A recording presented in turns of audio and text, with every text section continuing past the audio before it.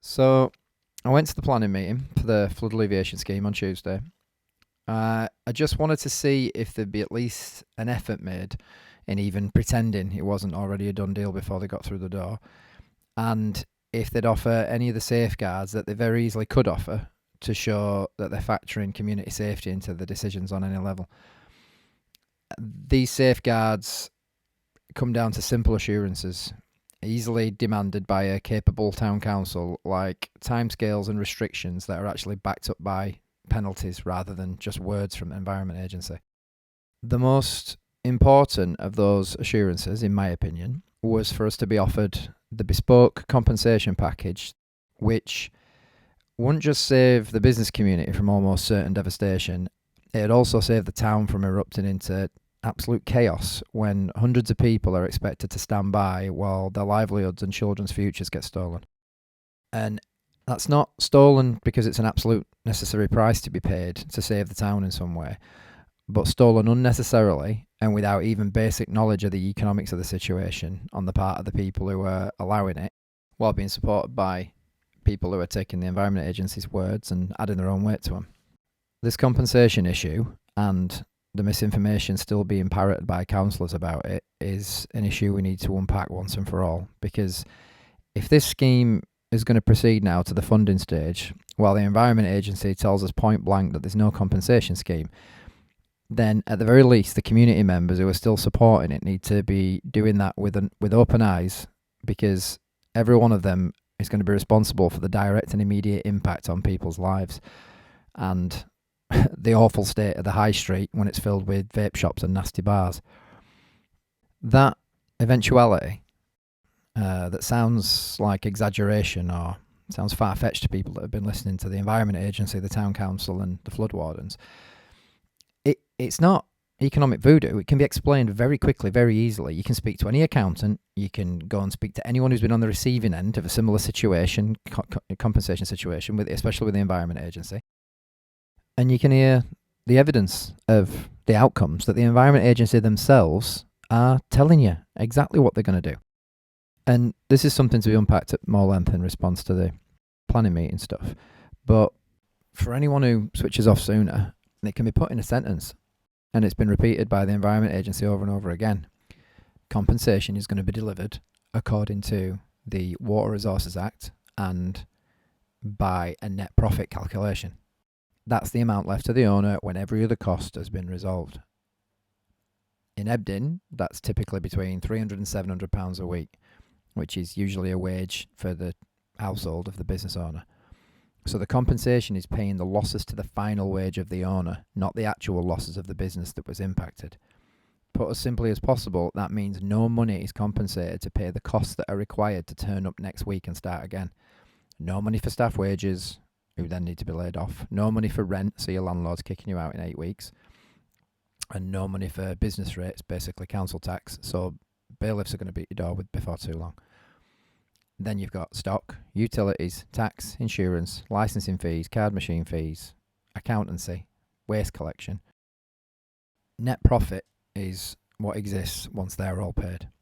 For the average business in flood zone in Hebden, it's around a 10% net profit margin. So a £5,000 weekly turnover will produce a £500 wage for the owner. Some will get as much as £1,000 a week, but not many. So these are tight margins, and many businesses in Hebden will tell you that a 20% dip in turnover for too long is enough to put them under. Simply put, the Environment Agency arrive in town and cause damage to your business that costs you £1,000, then they pay you £100 in compensation. And even with the compensation offered, you're then in the same crisis situation that a 20% reduction in turnover would have caused before they arrived. And this 20% zone is actually a very conservative example, because when the town looks like a building site, with road closures, no parking, and 60 to 70 decibel pile drivers hammering away all day, which is about as loud as a vacuum cleaner at your feet, and with dust, fumes, 150 builders shouting and bawling all over town, basically just a building site. Ask yourself honestly, are you going to that town for your one afternoon off in the sunshine? Would you tolerate even a minor building site on that day out? Or would you just go to any of the other great nearby destinations that aren't under construction? So, with that in mind, What percentage reduction in actual visitors, and thus turnover, do you think is reasonable to estimate?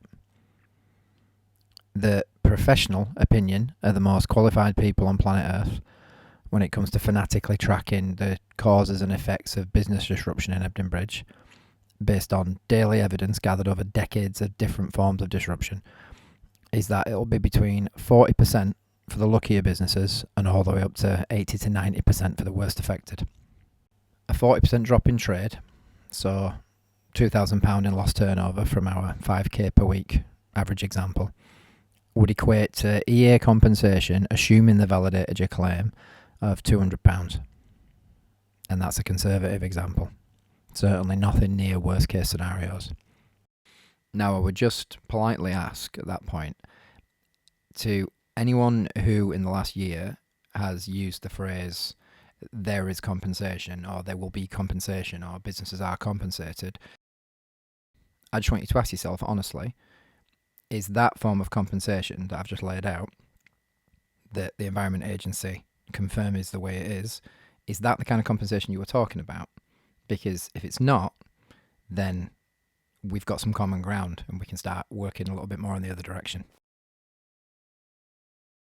If the first hole in the road at Todd, not the recent one, the old one, caused some businesses a consistent 40% reduction in footfall, and the train strikes caused many of us over 50%, is it feasible that a 65 decibel, dusty, fume-ridden environment with no park, no parking, and limited access might conceivably be as bad or worse?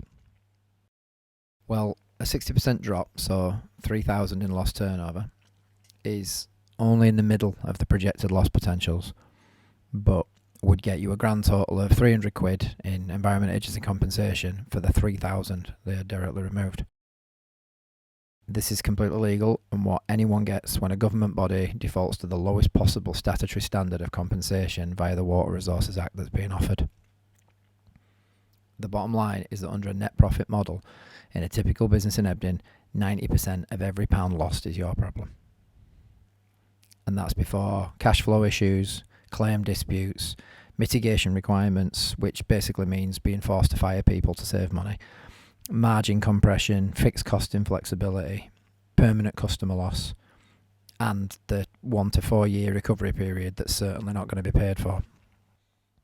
And bear in mind that everything stated there assumes that a business puts in a claim that isn't dismissed anyway, because the Environment Agency, who oddly are allowed to judge the claims, decide there's another reason for the losses, or that the business didn't fire enough people to mitigate the predictable outcomes of the scheme.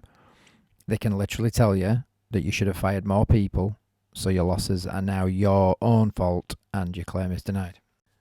Regardless of all those serious concerns, even assuming they grant every single claim, the effect of the model that they're applying is, by any non-delusional analysis, going to be catastrophic business failures leading to unemployment of a minimum of 500 people, likely over 1,000, I haven't counted. With that said, the job losses is, to my mind, the third priority of concern. The business is failing and investments lost, I would say, is the second priority. And the number one priority is that when even half of these businesses fail, those units are going to get filled by high profit enterprises from out of town like vape shops, bookies, cash makers, or they're going to be taken over by locals who open the only businesses that possibly thrive in that failed environment. That's cheap takeaways and cheaper bars. Not the restaurant bars we've got now. We're talking about the kind of thing we've got in Halifax. As soon as that happens, the tourist market ends and we become solely a booze tourist destination until things get so dire that even the booze tourists aren't interested in coming because the town looks no different from the place they're coming to take a break from.